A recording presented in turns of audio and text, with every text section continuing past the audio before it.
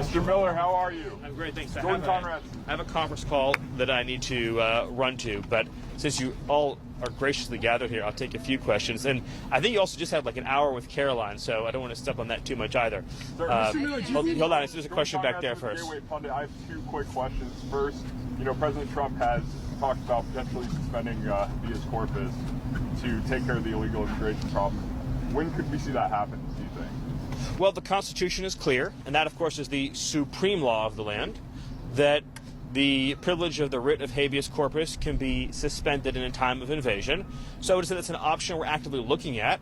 Look, a lot of it depends on whether the courts do the right thing or not. At the end of the day, Congress passed a body of law known as the Immigration and Nationality Act, which stripped Article 3 courts, that's the judicial branch, of jurisdiction over immigration cases.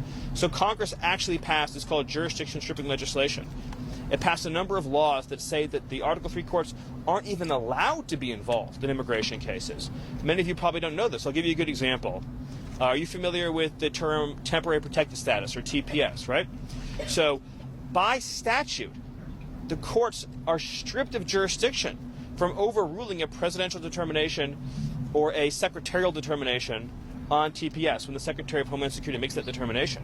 So when Secretary Noem terminated TPS for the illegals that Biden flew into the country, when courts stepped in, they were violating explicit language that Congress had enacted, saying they have no jurisdiction.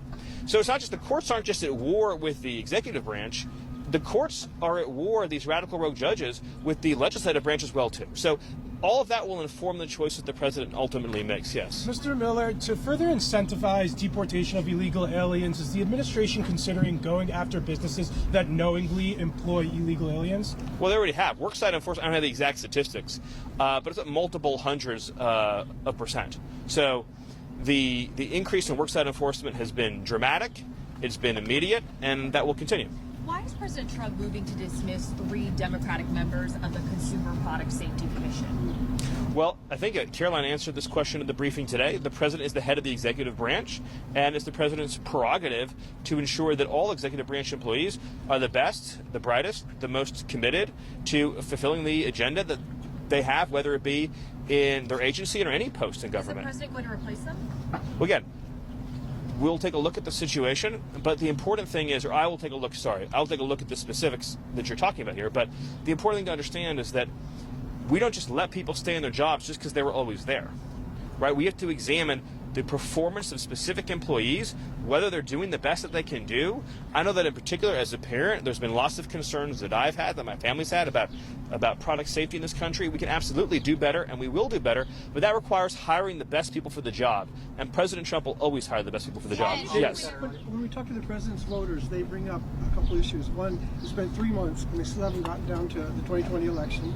They're concerned about the whole voting situation, and they also want to know about what happened to the assassination attempt. Those are all great questions. So they're really concerned. Those are all great questions. The Department of Justice, of course, is working on all 3 of the things that you just mentioned, and hopefully we'll have a further update soon. I can tell you on election integrity that the president recently signed an executive order that was the most comprehensive election integrity order that was ever issued. And as you may recall, that included in it a requirement to verify citizenship to vote. Another example where a district court judge lawlessly intervened, enjoined that requirement. Now think about this. Congress passed a law, making it a crime, a felony, for non-citizens to vote. And yet a judge has enjoined the executive branch from enforcing and upholding that statutory requirement. So the courts, the radical rogue judges, they don't care what Congress said. They don't care about what the Constitution says. They're just imposing their own Marxist agenda on the whole country. And that's obviously... They want to follow up on January 6th. Yeah, so, I mean, the Department of Justice is investigating all of the issues that you mentioned. I wish I had a fuller update for you now, but I can assure you that our Attorney General, our Deputy Attorney General, our FBI Director, now Ed Martin, at the Weaponization Working Group will all be, and of course we put up a new D.C. attorney, will all be diligently working on ensuring accountability and justice. Yes, back there? Question. Tom Homan used some colorful language earlier this year to describe how he would be demanding accountability from New York City Mayor Eric Adams if he didn't cooperate with ICE. Is Eric Adams holding up his end of the bargain thus far? All I would say to that is This administration is going to pursue immigration enforcement and cooperation in every city. And anyone who doesn't comply with the laws and dictates of this country will face the appropriate legal consequences. That applies to Eric Adams, and that applies to every other mayor in this country. The law is the law is the law. And if obstruction, if hindering, if harboring occurs, then the full range of potential penalties applies to any federal official, any state official or local official that's engaging in obstructionist behavior. But I would also say that when it comes to immigration enforcement, now that we have achieved the mission of sealing the border, you're going to see more and more resources and priorities put into the mass deportation program. And so on a day-to-day basis, you're going to see exponentially larger numbers of illegal aliens being arrested and removed from the interior. How Can you serious share is with the us- Suspending Thank you. Habeas Corpus? So can you share with us where the illegal immigrants that will be deported to Angola, Rwanda, those African nations are, which condition they are, and when are you guys planning to send them back to Africa? Well, we get illegal aliens, or we did get illegal aliens during the Biden administration from 150 countries. So ICE sends planes to every country in the world. We send planes to Iraq, we send planes to Yemen, we send planes to Haiti, we send planes to Angola. I mean, ICE is sending planes all over the world all the time. Anyone who came here illegally, we're finding them and we're getting them out. Any other questions? Yes, back there. Yes. Thank you, Stephen. So it looks like we're going to see a lot of port workers and truck drivers displaced by the tariffs in the coming weeks. And does the administration have any plan for relief for those workers, sort of like what you did in the first term for agricultural workers who had some impact? Well, what I would focus on is the fact that we're actually going to begin enacting, as you've seen, a series of historic trade deals. They're going to be opening up the export market for American producers, both manufacturers, growers, ranchers, as never before. And so what's going to begin happening now, because of the president's leadership on tariffs, is markets that have historically been closed, so obviously India, Japan, South Korea, the UK, are now going to be open to American exports and American production. I would also just note that if you look at the statistics, about 90,000 factories in the United States closed since NAFTA was signed, which is, almost unimaginable figure.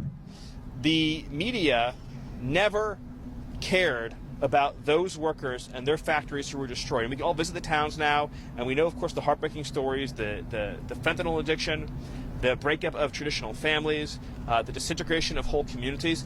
That was the catastrophe that occurred that President Trump is reversing by finally standing up for the American worker. Yes. With regards to the refugees that are being brought back from South Africa, Yeah, that's a really exciting news story, isn't it? the rationale behind it when refugees have not been taken back from other countries, why is the U.S. taking refugees from South Africa? Well, because what's happening in South Africa fits the textbook definition of why the refugee program was created. This is persecution based on a protected characteristic, in this case, race. So this is race-based persecution. The refugee program is not intended as a solution for global poverty, and historically it has been used that way.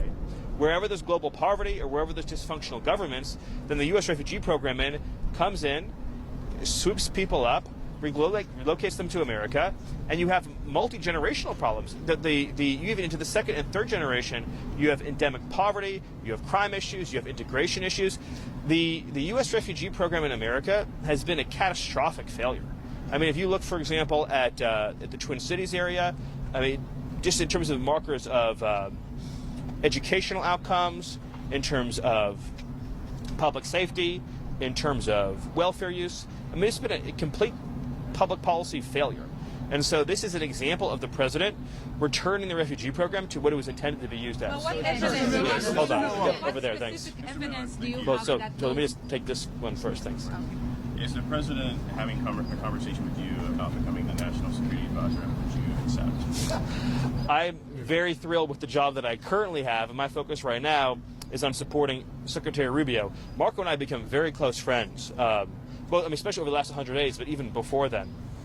And I could not be more excited to work with Marco, who is truly one of the all-stars of this government, both in his role as Secretary of State and in his role as National Security Advisor.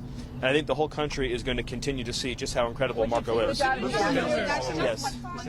What specific evidence the United States have that those South Africans have been severely persecuted? Well, it's state policy. There's land expropriation. There's a whole series of government laws and policies that specifically target white farmers and the white population in South Africa. That's well documented on video. And of course, you even see government leaders chanting racial epithets and espousing racial violence. That's all very well documented. Yes. On Ukraine, are you in a position to confirm either kill or keep alive the reports that you have been asking Ukraine, war-torn country, to accept some of the illegal immigrants, and why? I've never heard that before. Yes. Hold on. Yes. President foreshadowed that he was going to be making a very big announcement yesterday, today, maybe Monday. I know you're not going to get ahead of the president. Can you give us a hint, though, at least? What topic? No, I'm not going to get ahead of the president. Yes. Did you have a question? Yeah. Will you be involved with the meeting with Mayor Adams today, and what do you plan to discuss? I'm not involved in those meetings. No. Do you have a question? Yes. So the current governor of California has been extremely rude to President Trump and your administration. What is the status of their litigation on the tariff issues and all the issues? I don't have an update on that. Sorry. Yes. Yep. Do you have, of the South African refugees, how many are coming and when will they arrive?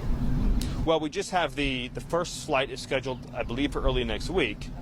But that's just. Where in the U.S. are they arriving? Well, I don't have an exact update for you on that yet. I don't want to confirm any news reports, but that's just the beginning of what's going to be a much larger scale relocation effort.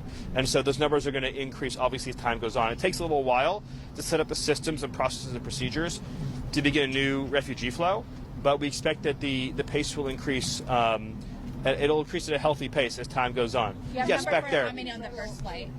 Not right now. Yep, back there. Commented on the Tufts University student that showed that the federal judge of Vermont ordered the immediate release of the Tufts University student held by immigration authorities. Complete reaction. Yeah, my reaction is, again, there's a judicial coup in this country. The foreigners in this country do not have a right to stay in this country if they support designated terrorist organizations like Hamas. Hamas is a designated terrorist organization. The Secretary of State has the absolute authority under statute, which again is not judicially reviewable, to revoke an immigration benefit or visa and then to pursue a deportation to the Department of Homeland Security. We cannot individually litigate in court every single visa that we want to revoke. This is a plenary authority of the executive branch. And I would just say that, what this really comes down to is this. The American people voted for President Trump in large part to seal the border, deport the illegals, fix our immigration system so it serves America's interests, and remove the people from this country that we don't want here because they threaten our national security, our public safety, or our economic security. That is what he was elected to do. It's what the Constitution empowers him to do. And this judicial coup by a handful of Marxist judges to frustrate that effort can only be understood as an attack on democracy. Thank you. Thank you, Mr. Miller. Thank you. In the news for a large payout for inappropriate alleged words, $300,000 from the city council of Charlotte, the mayor. Does the administration have any comment? That's their new appointment to the Federal Trade Commission.